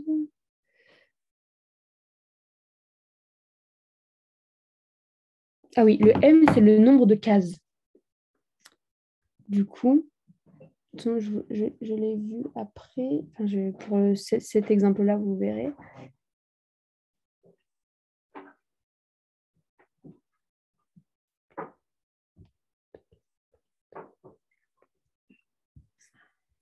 En fait, le degré de liberté, c'est égal ici au nombre de cases indépendantes. Et du coup, ça se calcule en faisant m-1 fois k-1. Là, je vous avoue, j'ai oublié ce que c'était m, mais je l'ai écrit plus tard. O-I-M, échantillon m. Bon, on verra plus tard. Mais en gros, voilà, vous faites juste un chiffre moins 1 fois le degré de liberté, donc le nombre de modalités moins 1. Ah oui, il me semble que c'est le nombre... Ah oui, pardon, c'est le nombre d'échantillons qu'il y a. Pardon. Bon, par exemple, là, on aurait fait 3 moins 1 fois 3 moins 1. Donc, on aurait fait 2 fois 2 est égal à 4. Pardon. C'est le nombre M, c'est le nombre d'échantillons. Et K, c'est le nombre de modalités. Donc, échantillon ici, modalité ici. Donc là, il y a le calcul. Franchement, c'est la même chose. C'est juste que du coup, il y a le T de I. Il faut en faire un calcul différent, quoi. Il faut faire ce calcul ici, alors que la dernière fois, ce n'était pas le même calcul. C'était juste, je le rappelle, l'effectif total fois la proportion théorique pour répartition observée vs répartition théorique, alors que là, c'est plusieurs répartitions observées. Il y a 2. Je crois que c'est le nombre de... Oui, du coup, oui, c'est le nombre d'échantillons, ça m'est revenu. M. J'avais raison. La sixième chose à faire, comme la dernière fois, conclusion du test. Si, même principe, si le Ki2 il est supérieur au Ki2 de alpha selon le alpha et le degré de liberté, même, exactement la même chose que tout à l'heure, on conserve H0. Si il est supérieur ou égal, on rejette H0, et on accepte A au risque alpha. Même principe que la dernière fois pour cette partie-ci. Et le degré de signification, c'est pareil. On regarde, on lit dans la table le Ki2 de la valeur, tel que Ki2 est égal à Ki2 du P selon le degré de liberté. Maintenant, du coup, on va passer à l'exemple concret l'exemple concret, quoi. On va faire les hypothèses à tester. Les hypothèses à tester ici, c'est la répartition du caractère tremblement au niveau des mains et la même que l'on soit hyper, hypo ou euthyroïdien. Donc H0 et HA, l'intensité du tremblement au niveau des mains est différente selon l'état de thyroïdie. Choix du risque alpha, on l'a dit, 0,5%, pardon, 5%, 0,05. Conditions d'application, l'échantillon pris au hasard. Je vais juste rajouter un truc, échantillon pris au hasard et indépendant, on n'oublie pas. Et tous les effectifs théoriques, l'effectif théorique est supérieur à 5. Oui, parce que là, c'était 177. Maintenant, je vais vous laisser un peu calculer. Je vous ai tout mis ici. Tout d'abord, je vous ai rappelé ce que vous deviez faire. Il faut calculer TIJ. Donc, je vous laisse calculer TIJ. Ensuite, il faut faire le calcul de la statistique du test. Et après, la conclusion et détermination du degré de signification. Je vous ai remis les formules importantes. Donc, commencez toujours par calculer le TIJ. Vous n'êtes pas obligé d'abord de faire le PI. Donc, le PI, c'est juste ça. Ensuite, le TIJ. Enfin, genre, le PI, c'est comme là s'il y avait écrit N fois PI. Donc, c'est la même chose. Donc, je vous ai mis un en grand. Enfin, je vous ai mis la formule directe, comme ça, vous ne pouvez pas perdre de temps. Quelle heure il est? Il est 54 à 10h. On corrige, c'est bon. Comme ça, je vous laisse le temps de faire. Là, vous avez toutes les informations nécessaires pour le faire. Si vous ne comprenez pas, dites-le moi. Et je corrige un peu plus rapidement. Et normalement, après ça, il n'y a plus beaucoup de diapositives. Mais voilà, dites-moi dès que vous avez fini.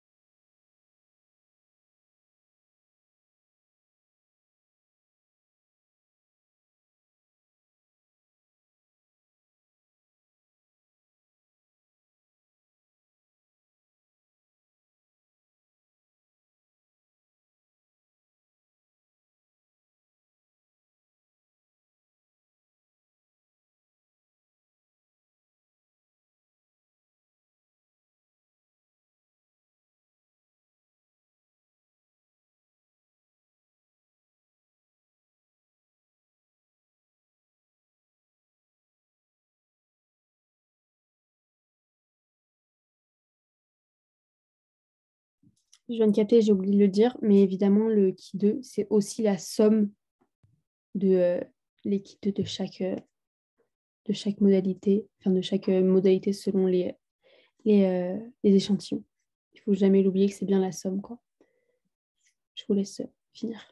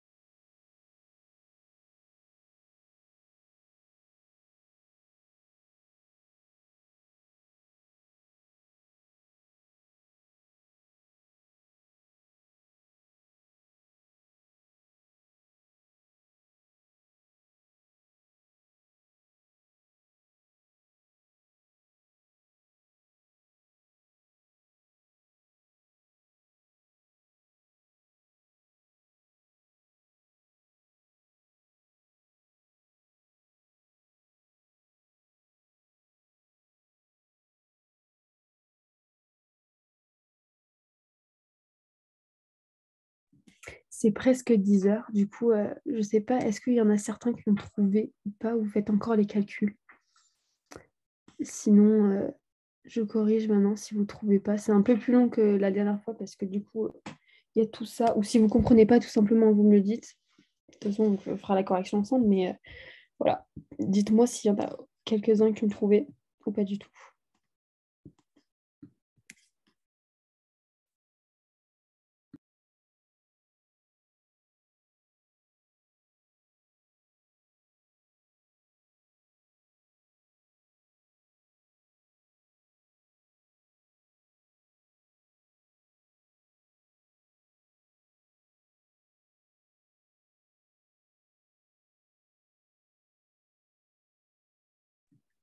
Vu qu'il est 10 heures, je vais passer à la correction parce que j'aimerais pas trop empiéter sur le prochain cours. Mais avant tout, je veux juste vous préciser, c'est pas grave si au début, vous mettez 5 minutes à faire une question. Franchement, il vaut mieux, même si c'est vrai qu'au concours, on nous dit oui, il faut passer 1 minute 30 sur la question et tout, c'est très rapide, c'est vrai, mais c'est au début, si vous prenez l'habitude de bien poser, enfin, vous prenez le temps de faire chaque... Il n'y a pas de souci, je vais tout expliquer, Rosalba. Si vous prenez le temps de bien faire les calculs petit à petit, même si vous mettez 10 minutes pour faire un item, c'est pas grave. Au moins, vous commencez à ancrer dans mémoire les formules, la méthode, parce que c'est pas quelque chose qui est très instinctif. On va pas faire genre les gens, à part si vous êtes un génie des maths, et j'espère, tant mieux pour vous, mais la plupart non. Prenez le temps, c'est pas grave. Là, c'est pour ça que je vous ai donné 5 minutes. J'ai pas fait de QCM à la fin parce que je préférais déjà, je pense qu'il y a assez d'informations dans un cours. J'ai préféré juste faire un truc assez interactif petit à petit. Euh, mais voilà quoi.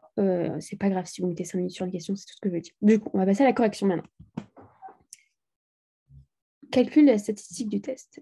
Tout d'abord, il faut calculer, comme je l'ai dit juste avant, le T de I. Comme je l'ai dit, c'est assez long. Du coup, on se rappelle, T de I, c'est égal à l'effectif total, pardon, qui était 40. Donc, on fait, pour l'hypothyroïdien, 40 fois 58 divisé par 177. Voilà. Et là, vous trouvez 13,1. Vous faites, et après, vous faites pareil pour tout, en fait. Vous prenez l'échantillon, pardon, vous prenez votre effectif l'effectif total et vous le multipliez fois 58 divisé. Enfin, attends, une question. On arrondit toujours un chiffre après la virgule. Franchement, ça dépend. Là, globalement, ici, oui, d'arrondir un chiffre après la virgule. Et vous voyez, franchement, généralement, les profs, ils font, à moins qu'ils font pas des chiffres en mode, vous n'allez pas avoir si ça va être des chiffres assez loin de ce que vous, du chiffre total. Par exemple, si vous trouvez 81, bah, vous allez avoir écrit, je sais pas, genre 20. Donc, c'est assez. Ça ne va pas être truc en mode si le qui 2 c'est 80, ils vont pas vous mettre genre 81 parce que c'est assez fourbe. Mais essayez, oui, à arrondir un chiffre, 2 chiffres après la virgule si alors, c'est pas des chiffres trop compliqués. Mais oui, un chiffre après la virgule, c'est largement suffisant. Du coup, voilà, pour le calcul du T1, voilà, vous faites, comme je l'effectif là, vous faites le numéro là, enfin le total de l'échantillon fois le total de la modalité sur le nombre total. Et en vrai, là, il y a écrit qu'ils font diviser pour le chiffre là, mais en fait, ça revient à la même chose de diviser par 177 ici ou diviser par 177 là, ça revient exactement à la même chose. Donc, vous faites, c'est peu importe. Mais du coup, on trouve, je répète encore une fois pour être très clair, vous prenez l'effectif total selon la modalité. Là, absent, l'effectif total c'est 40. Vous le multipliez, mince, vous me le multipliez fois l'échantillon total, enfin l'échantillon total, donc 58 divisé par le nombre total. Voilà.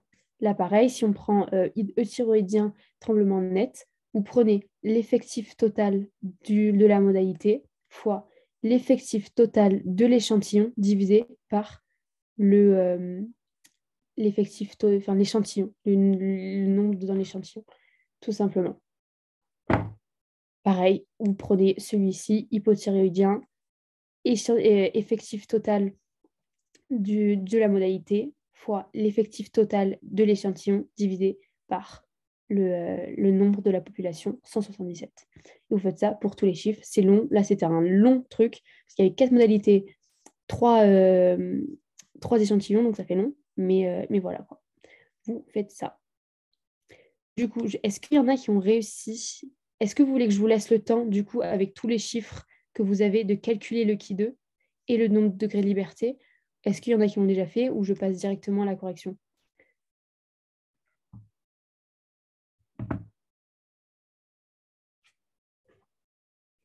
Dites-moi juste si vous voulez le temps pour calculer ou si vous voulez que je corrige directement. Sachant que ça, c'est la dernière. Enfin, il reste 2 diapositives, après, c'est fini.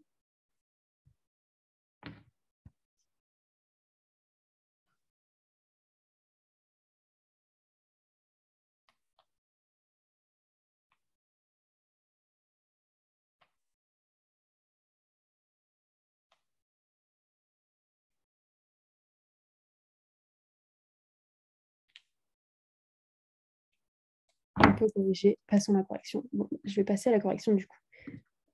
Le diapo, direct, dès que le cours est fini, je vais le publier, comme ça, vous avez tout. Du coup, le qui 2, on fait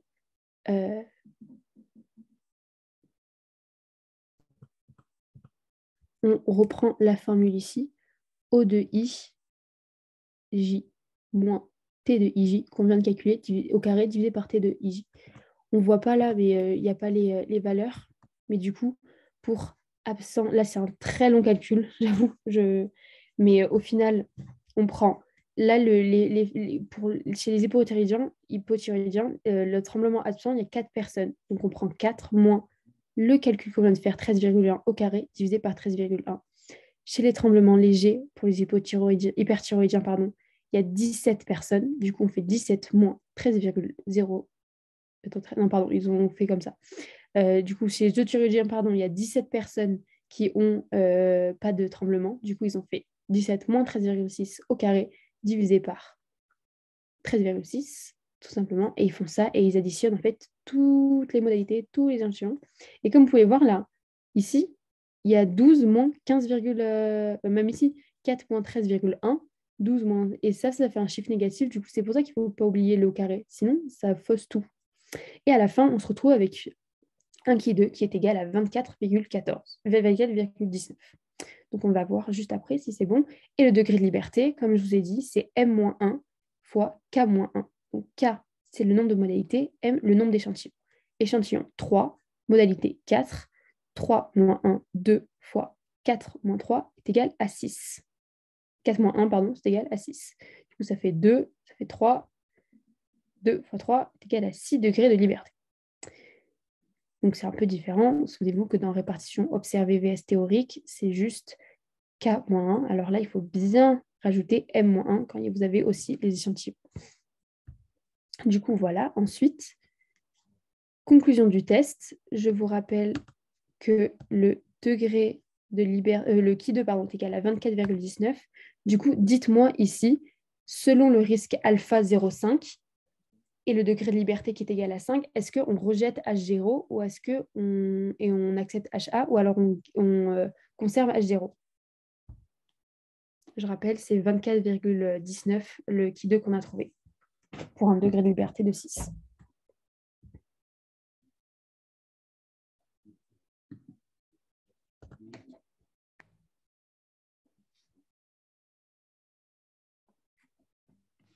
Je ne sais pas s'il y a des gens qui parlent dans le chat parce que j'arrive plus. Non,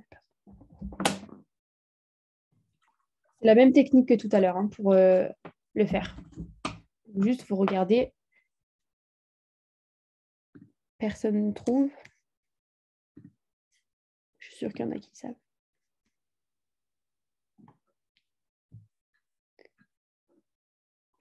Je rappelle que pour rejeter H0, ça veut dire, c'est pareil que tout à l'heure aussi, il faut que le qui 2 il soit inférieur au qui2 selon l'alpha et le degré de liberté.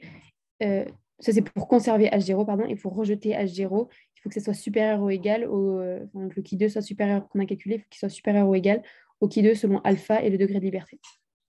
Degré de liberté de 0,5. Bon, il n'y a personne qui répond. Je me sens un peu triste, mais c'est pas grave. Du coup, le degré de liberté, c'était selon, le qui2 alpha, selon alpha et le degré de liberté, on voit qu'à 0,05, c'est 12,59. Du coup, 24,19, c'est supérieur à 12,59. Donc, évidemment, on en conclut qu'au risque 5%, que selon l'état de la thyroïdie, l'intensité du tremblement des mains est statistiquement différente. On a rejeté H0 et on a accepté HA. Détermination du degré de signification. Encore une fois, c'est exactement pareil que tout à l'heure. On regarde ici. On voit que 0, on voit que pour 6 degrés de liberté à 0,01, on est à 22,46.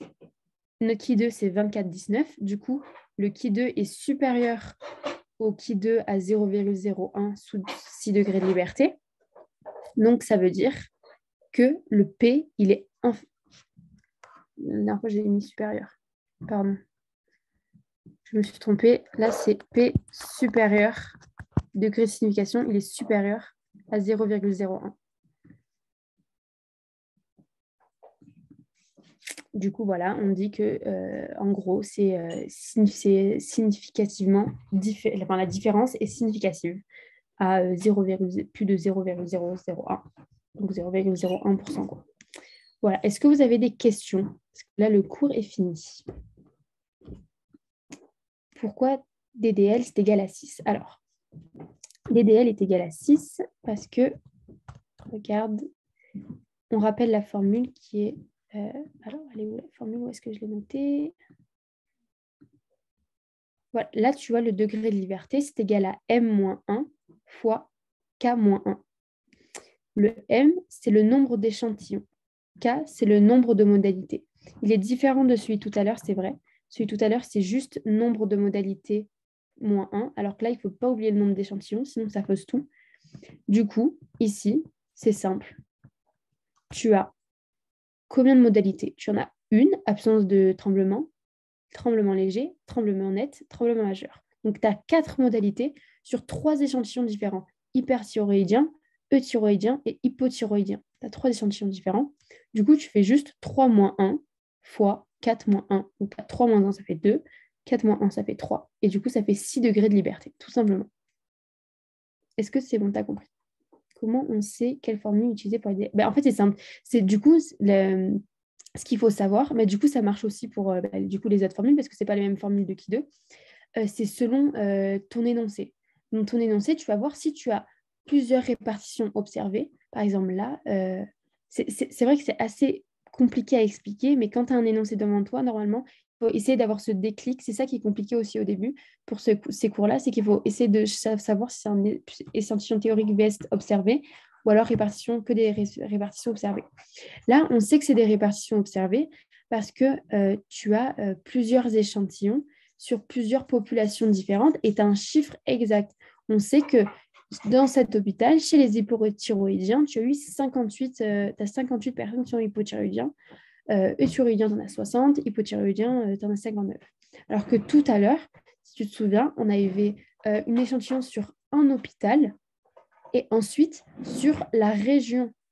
Donc, ce n'est pas 2 échantillons observés parce que l'échantillon de la région, c'est quelque chose qui est théorique. C'est comme si on te dit, OK, dans un hôpital, il y a 40 personnes qui ont le Covid et en France, il y a, au moment T, il y a 1% des personnes qui ont le Covid, tu vois. C'est quelque chose de théorique. Parce que il y a dans l'hôpital, c'est quelque chose d'observé parce qu'on sait que dans cet hôpital, il y a 40 personnes parce qu'on fait des tests, etc. Mais en soi, dans la population générale, on ne peut pas être sûr qu'il y a vraiment 1% parce qu'il y a plein d'autres facteurs qui rentrent en jeu. Et du coup, c'est quelque chose de théorique. C'est comme on te dit, par exemple, je sais pas, à Marseille, il y a n'importe quoi, il y a 40, il y a, je sais pas, 1 million de femmes qui habitent. En France, il y a 50% de la population qui c'est des femmes. Tu vois, c'est assez subtil, c'est vrai, mais voilà. Est-ce que c'est assez clair ou pas? Du coup, c'est comme ça que tu sais quelle formule de DDL tu prends et aussi quelle formule du Ki2 tu prends. Du coup, voilà, on a fini. Et maintenant, c'est juste ce qu'il faut absolument savoir. Je vous ai rajouté, je ne vais pas faire en détail, évidemment. Voilà. Ah oui, aussi la situation, pardon, aussi ce qui, j'ai oublié de le dire, mais quand tu as répartition observée versus répartition théorique, tu as un seul échantillon, échantillon observé, alors que plusieurs répartitions observées, tu as échantillon indépendant, tu as plusieurs échantillons, alors que tu n'as qu'un seul échantillon en soi dans la répartition observée. Et du coup, là, il y a toutes les trucs. Là, le dernier truc, je vais le supprimer parce qu'on ne l'a pas fait ici, mais en soi, je ne l'ai pas fait dans le cours, donc je vais vous l'enlever. Mais voilà, là, vous avez les deux formules, enfin les deux lignes ici. Elles sont prises. Ça vient du cours, hein. Ça, vous allez le faire dans le cours aussi, mais j'ai juste choisi de ne pas le faire aujourd'hui. Voilà, je vais vous poster le diapo directement. Merci beaucoup de votre attention et merci d'avoir participé un peu parce que je me sentais un peu moins seule. Bon courage à tous pour cette année. J'espère que la pré-rentrée vous aura aidé et que vous avez été satisfait de la pré-rentrée. On fait vraiment notre mieux. Désolée si on a du retard, désolée si on a des problèmes de lien et tout, mais c'est super galère. On essaye de faire au mieux au jour le jour, mais c'est très compliqué de le faire en distanciel. Et si vous avez des questions, on fait sur le cours en général ou sur la LAS, mon Facebook, c'est Alexia Mancis, tout simplement. Je vais vous montrer le diapo. Enfin, je vous ai vous envoyé. Et normalement, c'est moi aussi demain qui fais le cours sur les statistiques. Oui, dis-moi, c'est quoi ta dernière question, Fanny? J'espère que j'ai été le plus clair possible parce que c'est assez compliqué. Je vous avoue que je n'avais pas fait de maths depuis longtemps. Donc, j'ai essayé de faire le plus simple et au plus clair. J'espère que vous avez été... enfin, ça, vous avez compris un peu. Mais si vraiment, si vous n'avez pas compris, vous m'envoyez un message et je vous répondrai. C'est pas dans les conditions d'être indépendant. Attends, je vais voir ça. Où tu vois sa condition. Oui, c'est vrai que là, ils n'ont pas écrit, mais en fait, il est écrit si tu vois situation, échantillon indépendant. Donc, c'est en fait ce qu'il y a aussi des fois des échantillons pardon, dépendants. Mais là, on ne l'a pas fait. Mais oui, normalement, il devrait avoir écrit échantillon indépendant pour les réparties quand c'est. Mais je. Voilà. Après, voilà, de toute façon, les trucs en mode effectif théorique, échantillon indépendant et tout, en soi, c'est juste à vous de le faire. Parfois, des fois, il y a des questions, comme moi, j'ai vu des questions en mode est-ce que l'effectif, enfin, est-ce qu'on peut le faire parce que l'effectif théorique est supérieur, enfin, est-ce que les conditions d'application sont acceptées? Et généralement, c'est oui, sinon, franchement, ils ne te mettent pas la question, elle ne sert à rien. Mais voilà, juste, il faut savoir qu'il faut que le plus important, c'est que l'effectif théorique soit supérieur à 5, quoi. Du coup, voilà. Le cours est terminé. Maintenant, je vais vous laisser avec votre deuxième cours et je mets un petit gif parce que j'aime bien les gifs.